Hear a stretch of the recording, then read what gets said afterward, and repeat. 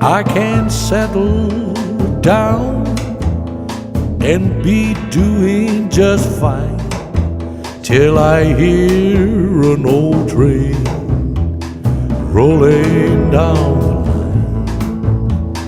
Then I hurry straight home and back. And if I didn't go, I believe I'll blow my stack. I love you, baby, but you gotta understand, when the Lord made me, He made a rumbling man.